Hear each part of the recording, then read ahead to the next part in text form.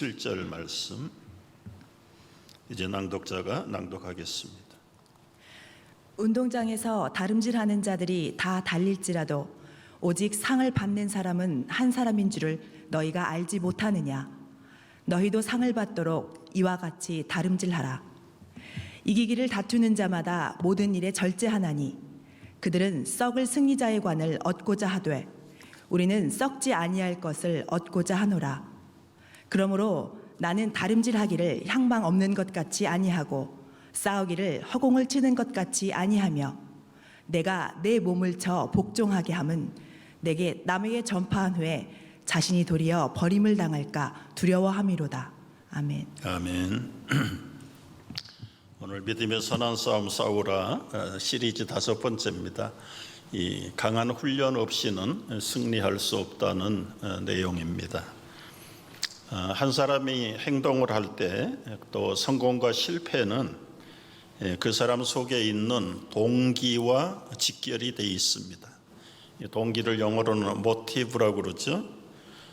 이 동기는 마음을 움직이는 기본적인 욕구이기도 합니다.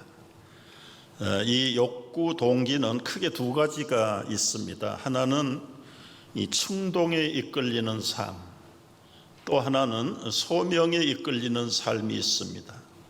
이 driven life, 그다음에 called life.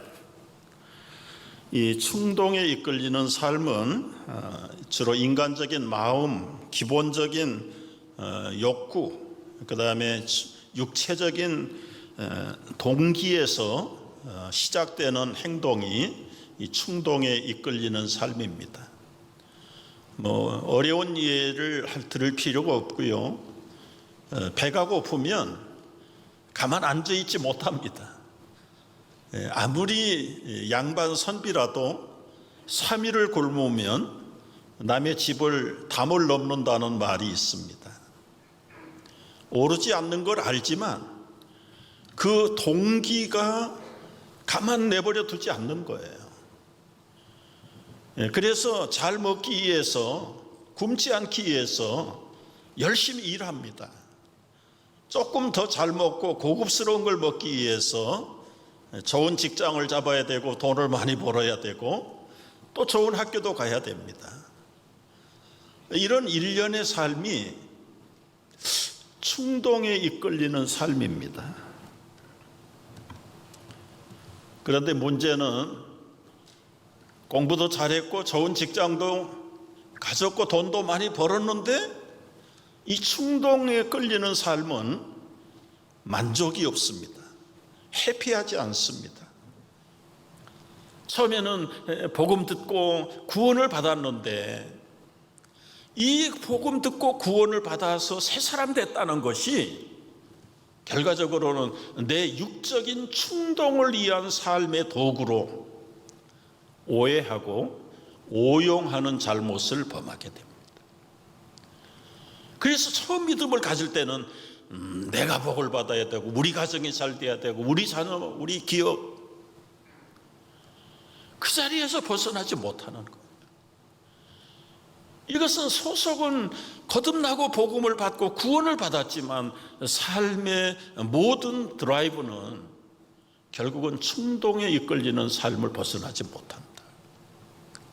그러나 성숙한 믿음이 되려면 이제는 그 기본적인 내 중심의 욕구를 벗어나서 하나님이 부르시는 부르심의 삶, 정말 콜링을 받은 사람으로서 현장과 나의 모든 잡이 바뀌지 않아도 그 속에 의미를 부여할 수 있어요. 사업하는 사람은 여러분 락펠러 같은 단계를 거쳐야 되는 거예요. 처음에는 이 잔 락펠러라는 1세는요, 자기 돈 벌고 자기 기업을 하는 데는 인정사정이 없어요. 자기가 돈 벌려고 샀던 금강에서 폭발 사고가 나서 수십 명이 죽었어요. 데모를 해가지고 경찰들이 가서 78명을 쏴 죽였습니다. 그런데도 자기는 법적으로 걸릴 게 없다. 라이벌 기업은 무참하게 짓밟았다. 미국 정부에서도 2년 6개월을 그 기업에 대해서 철저하게 수사를 했다. 그러던 락펠러가 나중에는 신의 부르심을 받고 소명의 기업인이 되어서 자기에게 맡기신 재단들을 계속해서 나누는 삶, 베푸는 삶, 후원하고 좋은 일에 수를 세아리지 아니하고 계속해서 펼쳐가는, 락펠러에 의해서 세워진 교회가 6,700개, 유니버시티가 13개, 어느 것 하나 자기 이름 하나 붙인 곳이 없고 1세가 못다 이런 일을 2세가 지금 3세들이 계속 지금도 나누고 있다. 여러분, 사업을 정리하고 신학교 가야 소명을 받은 삶이 아니에요. 우리의 평범한 작은 직장, 작은 사업, 이것도 동기부여만 업그레이드를 시키면 얼마든지 나의 삶을 통해서도 하나님의 나라를 확장해 갈 수 있고 다른 사람들을 풍요롭게 그리고 온전한 사람들로 설 수 있도록 바꿔놓을 수 있는 모티베이션이 우리에게 주신 줄로 믿으시기를 바랍니다. 오늘 말씀은 운동장에서, 인생의 운동장에서 진정한 승리를 위해서 우리가 어떻게 싸워야 할 것인가.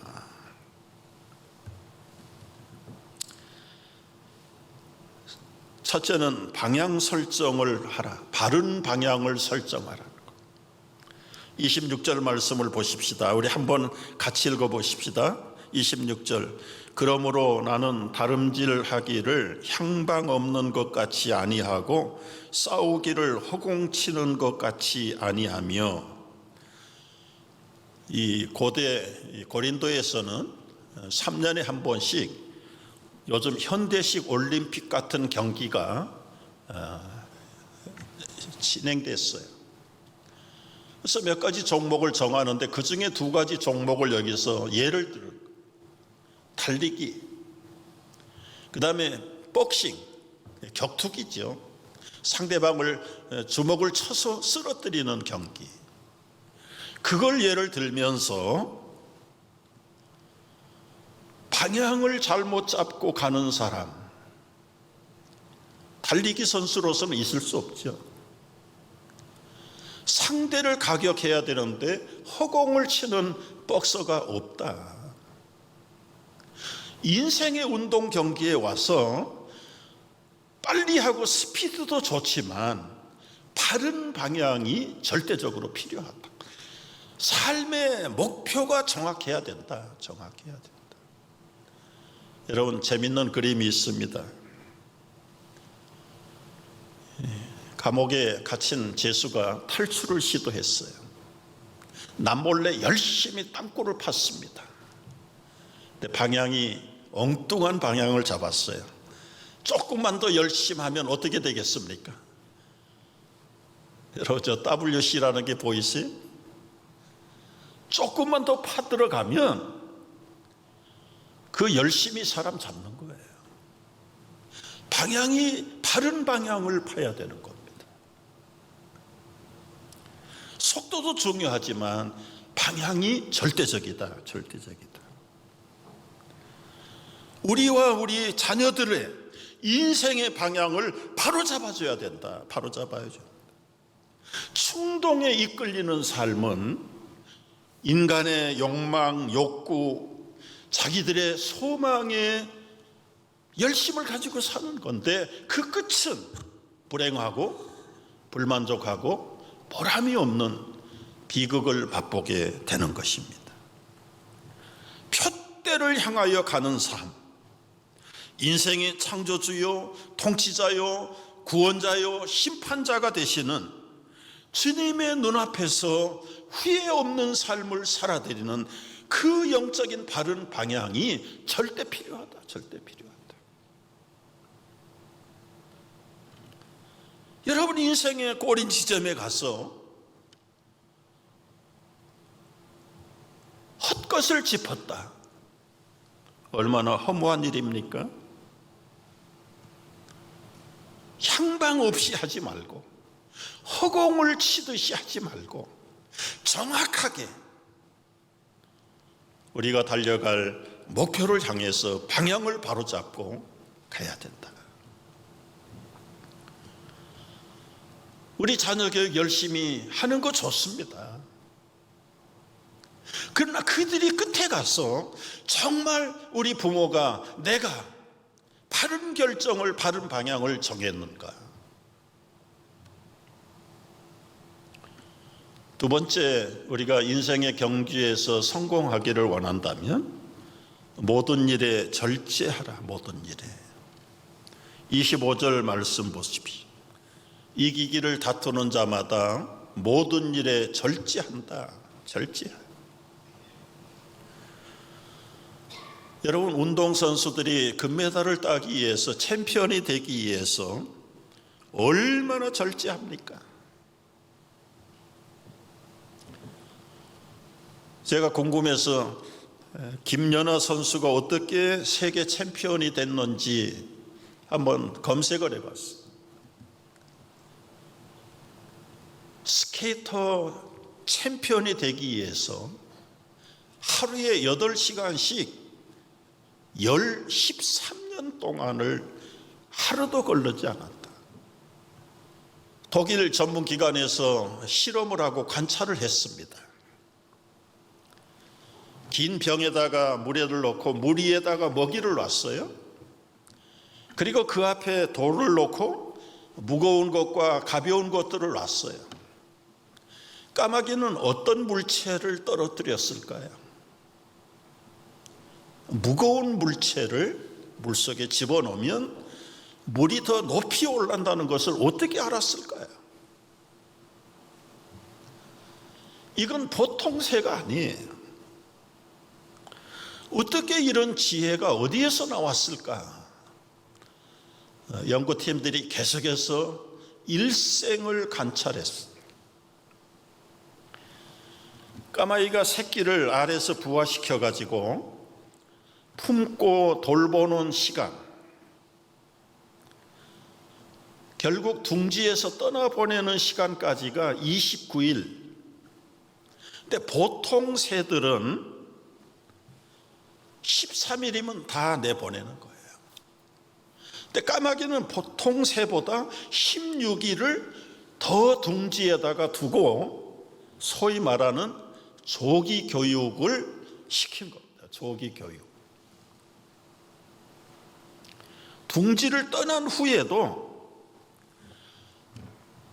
부모의 케어를 받는 시간이 무려 300일을 멀리서 가까이서 그 자녀들을, 새끼들을 테이크케어하는 거예요. 테이크케어. 그 기간 동안에 현장 교육을 실시하는데 도구를 사용해서 벌레를 잡는 일, 먹이를 찾는 일,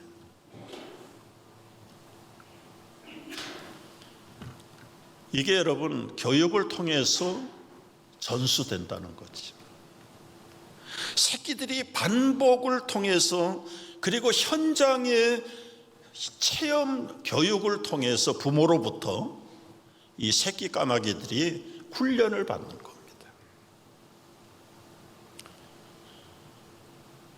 그래서 이제 이 까마귀의 뇌를 조사했다. 보통 까마귀들은 자기 체중의 2%가 이 브레인이라고 해요. 사람도 2%를 넘어가지 않는답니다. 그런데요, 뉴칼레도니아 까마귀라는 것은 2.7%예요. 뇌가 얼마나 영악한지. 2.7%의 그 뇌의 발달이 어디에서 비롯됐는가? 둥지를 떠나도 최대한 4년까지 부모가 자녀들을 곁에서 현장 교육과 양육을 통해서 얻어진 지혜, 뇌의 발달이에요. 뇌의 발달. 저는 이것을 준비하면서 이 말 못하는 까마귀도 자식들에게 양육을 하고 교육을 하고 자기들의 삶을 살아가는 방법들을 지혜롭게 가르친다면 우리 성도들 가정에 보낸 자녀들의 교육은 어떠해야 할 것인가? 우리 부모들이 자녀 양육을 어떻게 하고 있어야 되는가?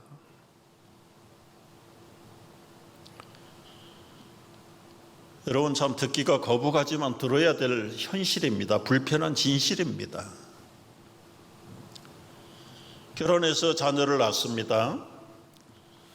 빠르면 일주일 산모가 회복되면 그때부터 이 신생아는 보모의 손에 맡겨지든지 아니면 보육기관에 보냅니다.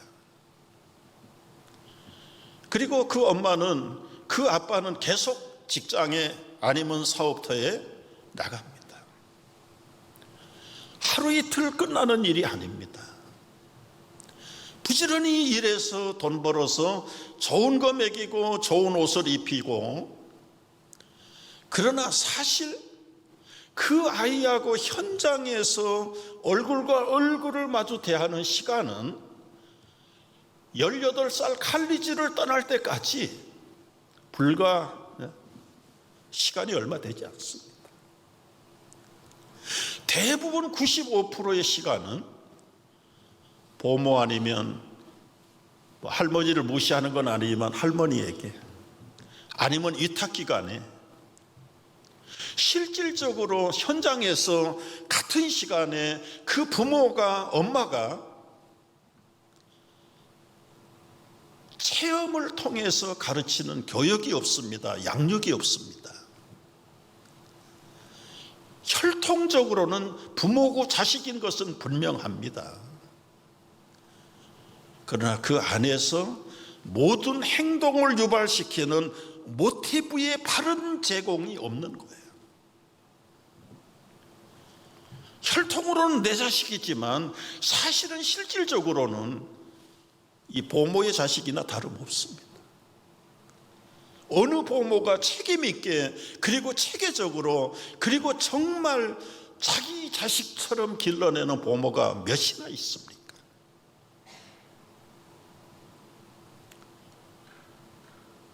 그것이 어릴 때뿐만 아니라 칼리지 갈 때까지, 아니 칼리지 가서, 아니 그의 인생 전체를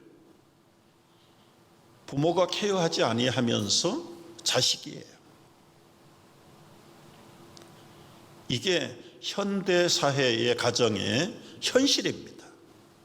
인정하든 안 하든 여러분 검토해 보시면 수긍할 수밖에 없는 불편한 진실입니다. 가정에서 일반 교육은 말할 것 없고 신앙 교육 안 합니다. 안 했습니다. 때로는 죄책감이 있고 부담감이 있으니까 주일학교. 일반 교육은 학교. 그리고는 부모의 책임 안 합니다.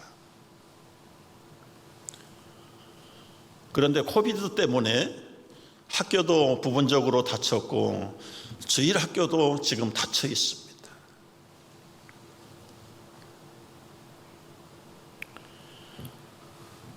여러분, 짐승도 까마귀도 자기 새끼 잘 살도록 현장에서 4년, 5년 동안을 훈련을 시킨다면 하나님의 형상으로 지음을 받은 성도 엄마 아빠를 통해서 나온 언약의 자녀들, 약속의 자녀들, 어떻게 우리가 양육해야 되겠습니까?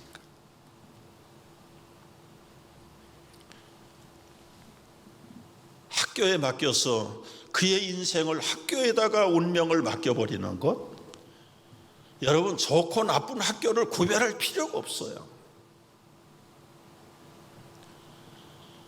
1970년대 라이먼이라고 하는 교육학자가 학교는 죽었다라는 책을 출판했습니다. 학교가 왜 죽었는가? 그 책에서 아주 적나라하게 하나하나 분석을 했어요. 학교는 국가의 이데올로기와 정책을 방향으로 잡고 국가에 봉사할 수 있는 시민을 길러내는 곳이 학교다. 불행 중에 감사하게도 바른 이데올로기, 바른 가치관을 가진 나라에 속한 자녀라면 그나마라도 아주 엉뚱한 길로 교육을 받지는 않을 겁니다. 단적으로 북한에서 태어난 자녀들 평생 학교에서 뭘 배웁니까? 제가 대학에서 기독교 교육을 공부하게 했던 이유, 장차 목회를 하면 우리 교회 아이들, 우리 가정의 성도들의 미래 세대들은 바른 가치관, 하나님의 형상으로 지음받고 하나님의 자녀로서의 바른 철학, 이데올로기, 가치관을 가지고 살도록 교육을 바로 해야 된다. 성경의 교육을 가르쳐요. 그래서 크리스천 데이 스쿨을 세우는 것이 비전이었고 꿈이었어요. 이제 불언간의 시작이 될 겁니다. 그러나 이미 과거 20년이 넘도록 제가 강조해 온 것은 우리 가정의 언약의 자녀들로 보내신 여러분의 자녀가 하나님의 기업이고 하나님의 자녀인데 부모로서 하나님이 마땅히 가르쳐야 될 도리를 양육하고 가르치는 일에 게을러서는 안 된다. 그런데도 한 가정도 제대로 실현하는 가정들을 찾아보기가 어려워요. 주일날 주일학교나 충실하게 가면 그것으로 만족하고 부모의 책임을 다했다라고 생각하고 가정에서 예배를 드리는 일이나 성경을 가르치는 일은 전무 99%가 안 합니다. 99%가. 그리고 월요일부터 금요일까지는 심지어 토요일 과외 공부까지는 세속 교육에다가 자녀들을 다 홀 라이프를 맡겨.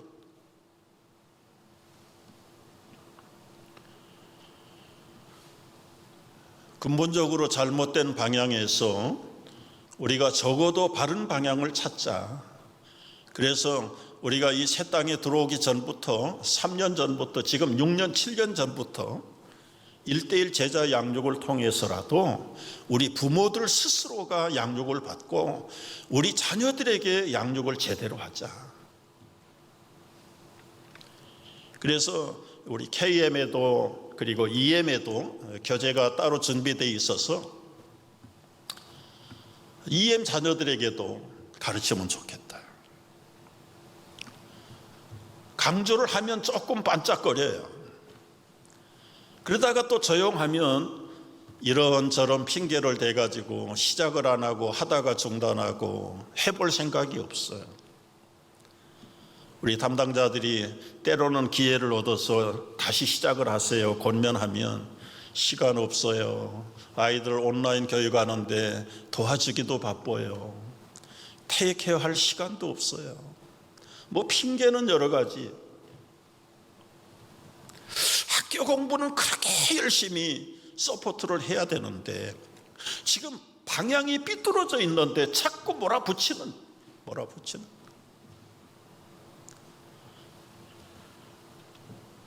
여러분 한번 생각해 보십시오. 우리 자녀들은 앞으로 100년을 살아야 될 세대입니다. 20대 초반까지 교육을 끝내고 남은 생활 80년을 살아야 돼요.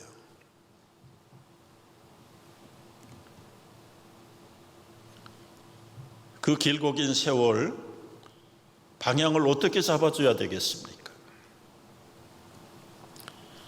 그래서 조금 알아듣는 분들, 또 필요성을 느끼는 가정에서 우리 엄마가 딸에게, 아빠가 아들에게 1:1 양육이 시작이 됐어요. 우리 지난번 소개해드린 사진 말고도 지금 최근에 진행하고 있는 사진들을 보십시오. 넘어가셔야 되겠어.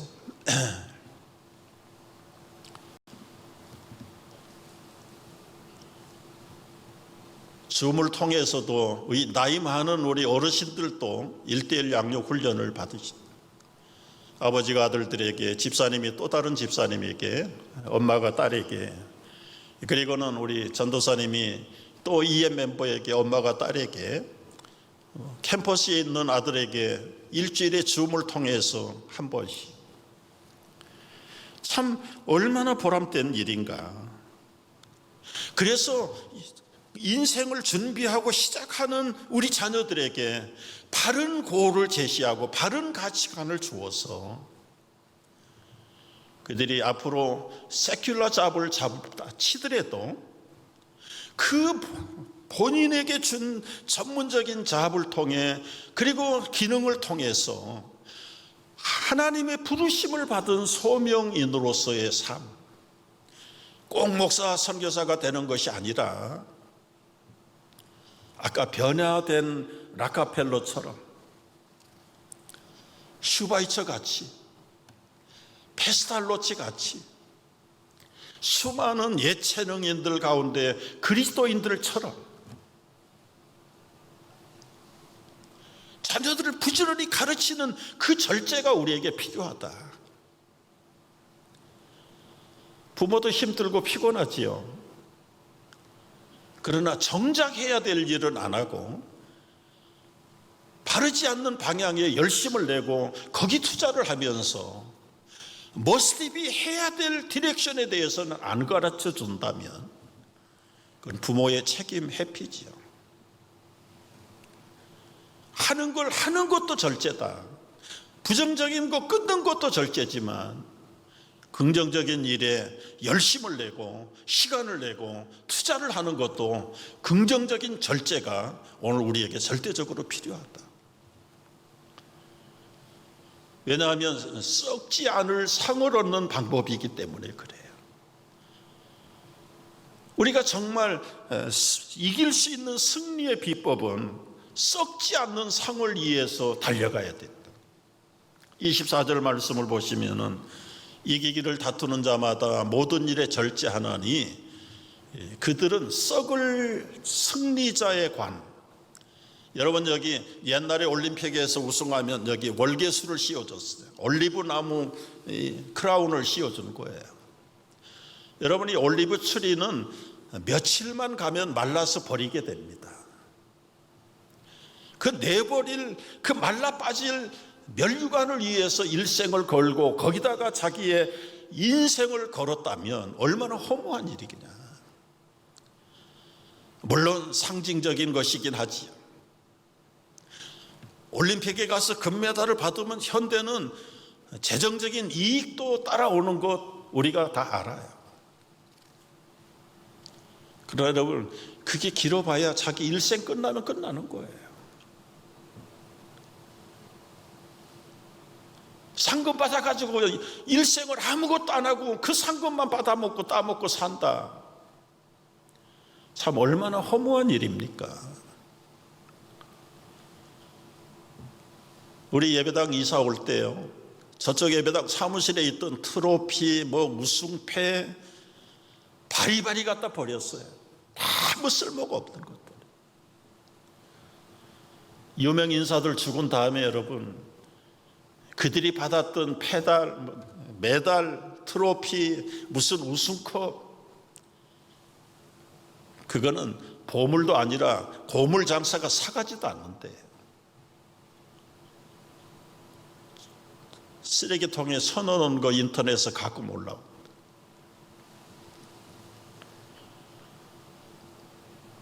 여러분, 썩지 아니하실 것 때문에 인생을 거는 사람들이 대부분이라면, 말이 잘못됐네. 썩을 것에다가 인생을 거는 사람들이라면 얼마나 허무한 일인가요? 세상은 썩을 것에 면류관을 찾지만 우리는 썩지 아니하실 것을 얻는,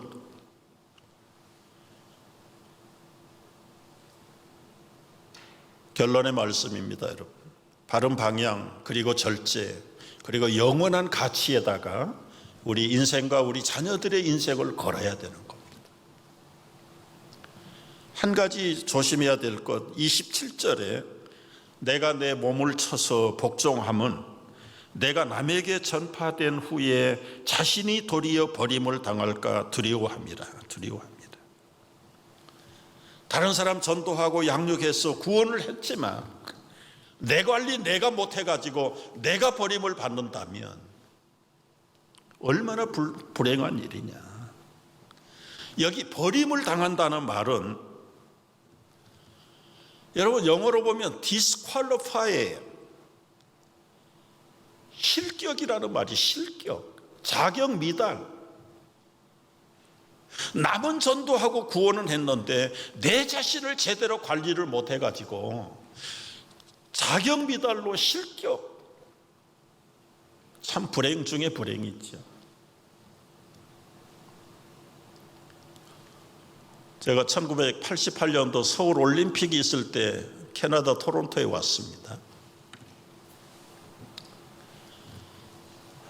캐나다 CBS에서 아침 뉴스에서 참 비극적인 뉴스를, 오늘은 우리 캐나다의 국가적인 수치의 날입니다. 그 뉴스의 내용은 100m 달리기에서 캐나다 선수 벤 짠슨이라는 선수가 금메달을 차지했어요. 올림픽의 꽃이 마라톤이고 100m가 그 다음에 꽃이죠. 세계가 부러워하고 세계에서 가장 빨리 달리는 100m 파이터가 우리 캐네디언이다. 온 캐나다 국민들이 프라우드하게 생각을 했는데 약물 검사에서 걸렸다. 그래서 메달도 취소되고 그 선수 자격이 영구 박탈. 그 뉴스를 전하는 아나운서먼트는 이렇게 돼 있어요. 오늘은 우리 캐나다의 국가적인 수치의 날입니다. 얼마나 국민들이 부끄러워했는지. 인터뷰했어요. 기자가 약물을 복용하는 게 사실입니까? 예. 왜 복용을 했습니까? 훈련이 소홀했고요. 의욕이 떨어졌고 금메달은 따야 되겠고 그래서 약물을 복용했습니다.